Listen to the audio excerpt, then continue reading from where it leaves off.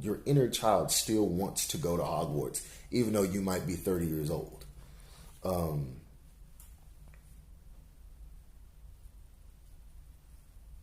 Harry Potter, honestly, is one of my biggest inspirations. It made me put a magical school into my story, but my magical school is so different, you probably wouldn't even be able to tell it was inspired by Harry Potter.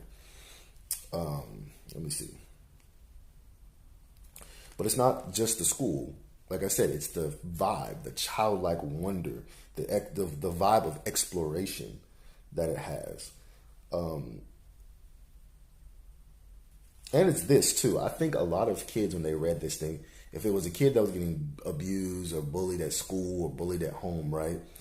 It's also the feeling of when you watch the movies, Harry goes from being abused by a family to as soon as he steps outside of his door, a freaking magical bus is picking him up and only magical people can see it and it's driving around the city. I mean, just stuff like that. The freaking flying car that Ron and his brothers have, you know, just the world of Harry Potter is a childlike wonder and whimsical. I mean, we all have dreamed of being able to be in a car that's flying around. We all have dreamed of stuff like that. You've had a dream of you either flying in the sky or flying in a magical car. At least I have, probably like 5 or 6 times, right? But it's also like going back to exploring the school. I mean, they find all these different secrets about the school. You know, the ghost girl who haunts the bathrooms and, you know, being able to cast magical spells. I mean, what kid wouldn't want to be able to do something that cool? But it's also the magical creatures also. And I also say it's Hagrid too. I love Hagrid for some reason. He's like my favorite Harry Potter character. He's just so chill. He's just like a chill big dude. You know what I'm saying? He's like the janitor of Hogwarts. That's basically what he is.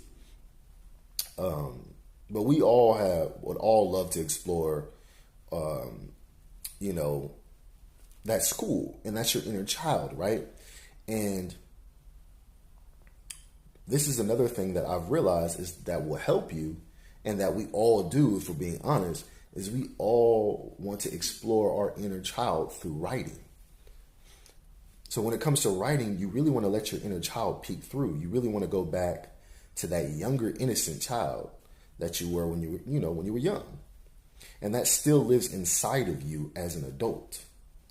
That's why my story is called Innocence of a Child. I felt like it was the perfect name for a story because I'm like, that's literally what we feel. We all have an inner child. We all have that innocent child still inside of us. And constantly we're getting abused by people in general because, you know, it's like,